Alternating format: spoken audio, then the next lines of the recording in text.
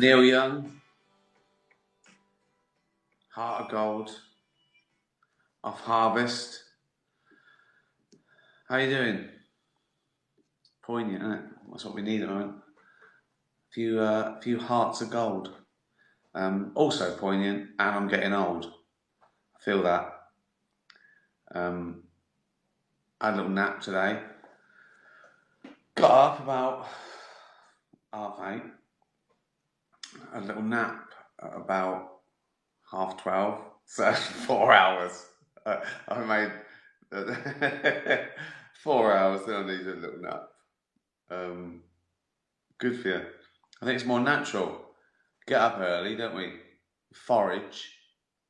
When I say forage, just go to the cupboard, get some granola and almond milk. It's not like it was like 10,000 years ago. They got pop your head out the cave like that. No bears, right? So always some berries down there. I'll go down there. It's like it's not. Oh, right. It's easy now.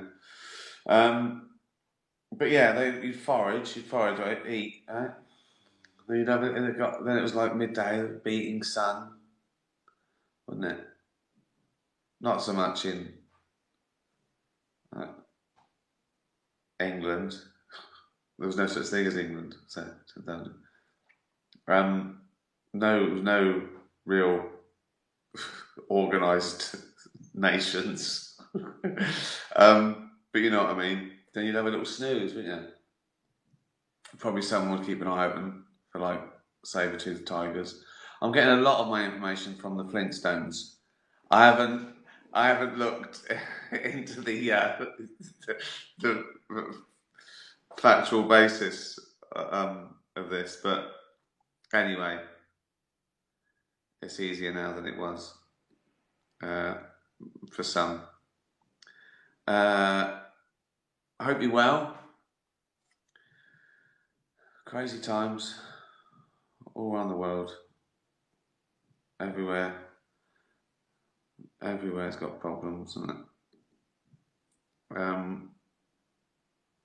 So cock in a drain.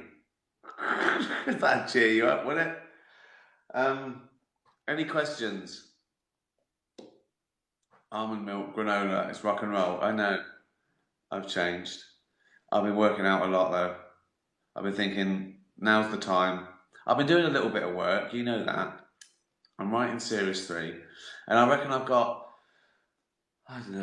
40 pages, and it's building up, and I do a little bit every day, like one little scene or one little idea, and I jot it down. And did I tell you that I worked on that? If I sort of do a scene, like I jot it down in a little notebook, a couple of pages, right? And I put that in, and that might be like 1 page in the script. And I think, hold on though, that'll take me like an afternoon to film that. So I feel like I've done a day's work. But now it's got to the point where I jot it down in my notebook one day and I go, well, that's a day's work. And then I type it up the next day and I count it twice. So I go, right, the jotting it down was a day's work and the typing it up was a day's work. So yeah, it's still weird, isn't it? Because you think like you're filming this, and I don't know whether to think we don't know. Even if I film it, at April next year, will this be over then? You don't know. Will there be new rules in place? Will it be cyclic? Like, will it be seasonal, like flu? I mean, people are out now, right? Because people said, I don't know what it's like anywhere else, but in England, from tomorrow, you can sort of meet up with 6 people, like 2 families. And I noticed it today. People coming over and just coming up and talk to me now, and I have to go, oh, just stand back. They think it's over. And it's not. It's not. Even this wave isn't over. We're still between the peak and it being over. We recorded more deaths, I think, in England than the rest of Europe. I mean, that's mental. And there's people acting like it's all over. Um, One bloke came up to me, he wanted to give me something, and I went, "Oh, give it to me after the lockdown." And he went, "Oh, do you believe in the lockdown?" What do you mean, do I believe in the lockdown? What, I don't understand the question. Oh, God. Have you seen Columbo today? No. Was it on again? I've seen them all. I was talking to my brother about it at Christmas. He's seen them all as well. Me and Jane, sometimes we've got them, the box set, and we've got them saved up when they're on telly on Sky Plus. We've always got a bit of Columbo. I tell you what, I've been revisiting now. I started watching The Last Kingdom. I really liked it. It's basically like Game of Thrones, which I didn't think I'd like, and I did. Uh, I might even like this a bit more in many ways because there's less magic and stuff. It's a bit more, about conspiracies and trust and relationships and all that. But it's good. I've finished the first season last night, start another one tonight, and now after that, if it's like not time for another one, or we've realised we've got an endless sort of well of Kirby enthusiasms. Oh, it's so good! It's so good. He's such a genius, Larry David. Just nothing but funny. What's fun? There's, he's not concerned with logical plots or motivations other than sort of selfishness driven by character. Anything can happen. It's just pure funny. It's what's the funniest thing that I can put in this 25 minutes. And there's great, like, just throwaway lines and throwaway observations that no one. There's so many observations in that. In one episode, I could do a stand-up around the observations that he comes up with, and honestly, they're so good. But I'm preaching the converted here, aren't I? Any questions? Ricky, you're a legend. Thank you. It's not a question, but I like it. Tired today. So too many naps. Like I'm becoming my own cat because I miss Ollie, who used to. Well, all cats, they sleep for about 70% of the time. I'm going for that. Oh. What can I say? Thanks again for all the lovely tweets about Afterlife, and particularly from the people that have been through what Tony, my character's been through, or something like it. And it's lovely to hear from people who are involved in. Someone was talking to me the other day, bumped into us on our walk, were sort of shouting at distance that they're a grief counsellor, and that they really love the show. And someone tweeted me today that something to do with it. They're involved with a grieving counselling service. So that's really lovely. It's lovely that it means something to people, not just entertainment, but it is just. I treat it as just entertainment. So that's lovely. I'd hate to think that I think it's an important show. I think it's a comedy, but it is lovely when it's important to people as well. Um, did I enjoy being in Curb? I absolutely loved it. I remember it was a heat wave. We filmed it in New York. What episode? What series is that? Is that 8 or 9 or 10? What's that one? When he goes to New York. Anyway, um, it was 104 degrees, and to have so funny, me and Larry David just complaining just to each other. It was like another episode of Curb going on while we were filming Curb. Um, and I think the little bit is on the DVD extras. He he tells me a story that he bumped into an old friend, like a really old, a good friend that he was a proper friend with, hadn't seen for a year. And the friend bumped into him and said, "Oh hi, hey, hi there." And he went, "Hey, how you doing?" "Yeah, good." He said, "Hey, I'm in town with my wife. Do you want to have dinner with us?" And Larry David went, "No." And I went, "What did he do?" He said, "I think he was surprised." I went, "What, you just said no?" He went, "Yes, I was being honest." And I, I, I couldn't deal with it. He went, "What should I have said?" I said, "Just lie. Let him down gently. Say, oh, I can't tonight. I'll let you know." And then never see him again. I'm not brave enough to just go, no. That's why I sort of created the character of Tony. So he is brave enough to say things like that, or he tries to be. But it's quite bizarre. I can be that socially that honest. I can't be, so I get burdened. Favours. Oh, not another favour. Where was Derek filmed? Derek was filmed. We moved around a couple of different studios. The pilot was actually a real building, and then we recreated it for the next two series and a special. So it was just various. It was all set really. It was one big set, wasn't it? Like The Office. It wasn't. It didn't really get out and about much in Derek like we do in Afterlife. Um, I think we did one in the East End. I think we did a bit in one in Pinewood or Shepperton or something. I can't remember, but it was a set. It was never really a location.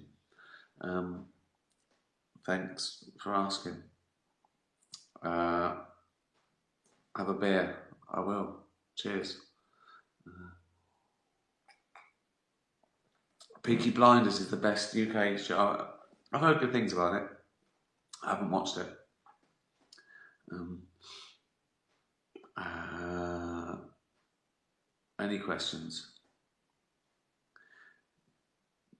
Oh God, I can't read. Bring Derek back. Oh, never say never, but I've sort of put it to bed really. Office extras, Derek, Idiot Abroad. They're all sort of done. When Afterlife's done, it'll be done. But as I was saying, uh, in an interview, it was it could be a spin-off, and I've said before there could be lots of spin-offs. So yeah, if you're a top writer, director, producer, you want to take one of the characters and do a spin-off, by all means, do it. You need the actor to say yes, or the actor if the actor wants to do it. If one of those actors wanted to do their own spin-off, I would love that. But I think I've got to move on to something else. I've got my next idea, but I mustn't even think about it yet because you put everything you can. You put everything you can into every series. You know, leave it in the ring, as they say on Ultimate Fighter. Don't leave it up for the judges. Leave it in the ring. Oh, there was a fight last night. I've taped it. Oh, excellent. Um, this must be like watching a dog.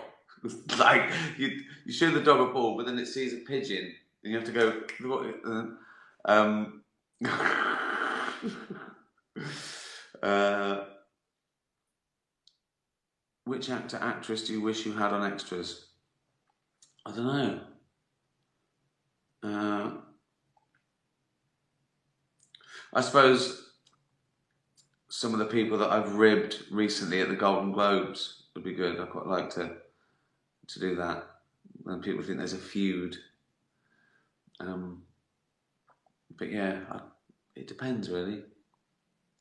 Movie version of Extras with Andy Millman in Hollywood.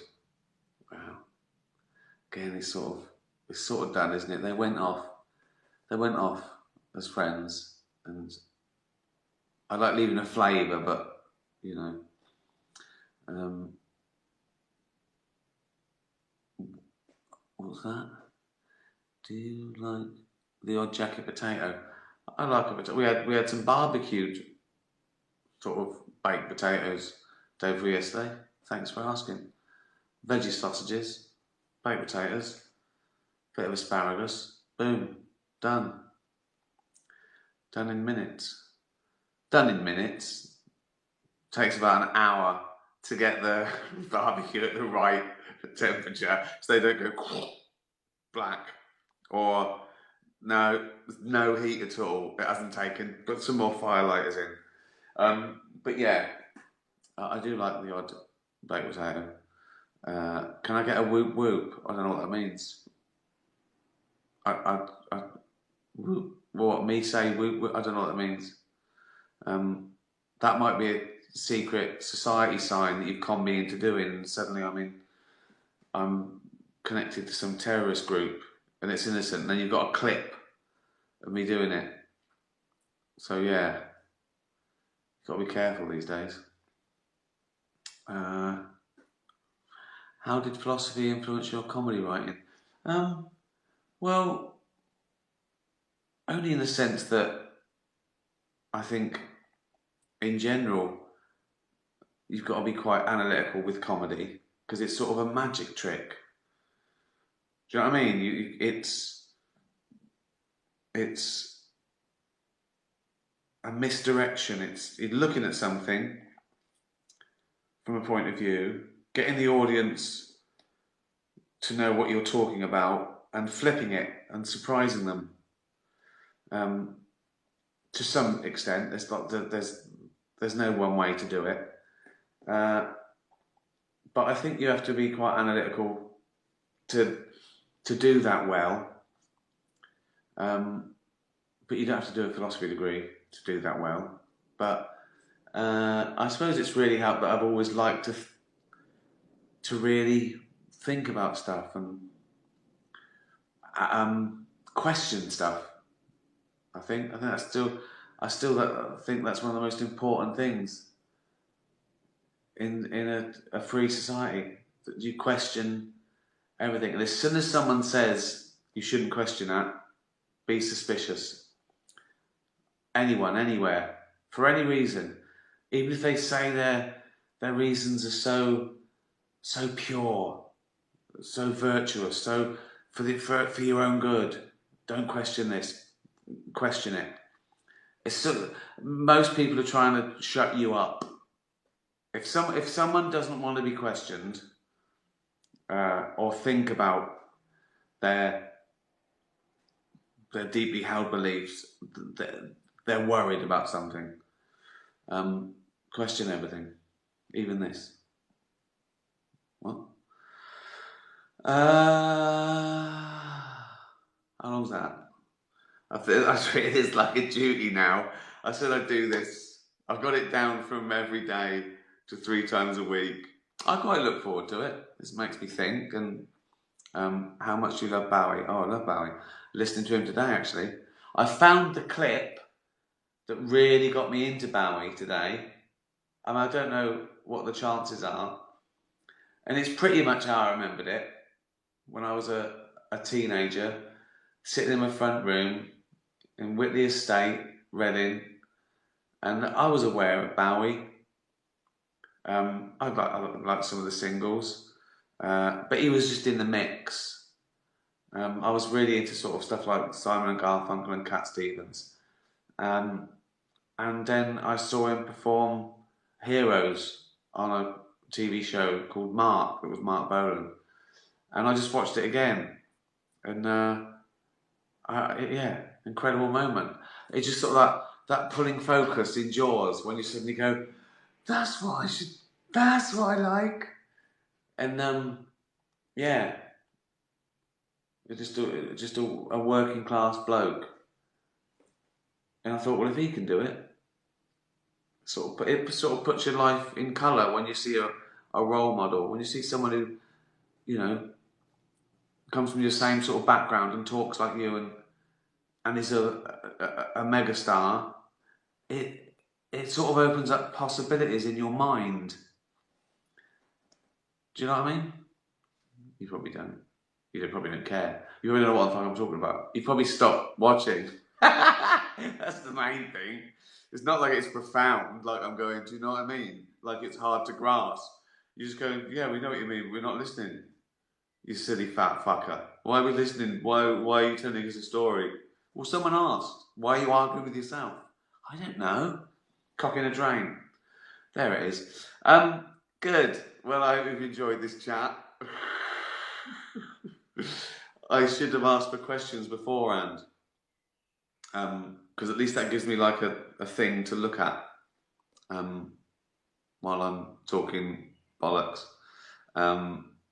So yes, stay safe, whatever you do, in, out, doing stuff, whatever you're doing, pop a little mask on if you can, or stay away from people. It's not over. It's not over yet, okay? You can still catch it and give it to someone, and you can die, or someone else can die. And they'd shut it down again, even worse, the second wave. Be responsible. You know, of course, some governments want it all to go back to normal quickly. They're losing money. Some of them care more about money than people. But you've got to be responsible. You don't want to catch it. You don't have to do things just because your boss says so. You know, the economy is important, but it's not as important as your fucking granddad dying. So you can still do everything, right? You're working from home or whatever. Just think, just be safe. You know what I mean? Just, yeah, do what's right. You know, I can't tell you what's right because everyone's circumstance is different. But yeah, be safe. Cheers. Tatty bye. Tatty bye.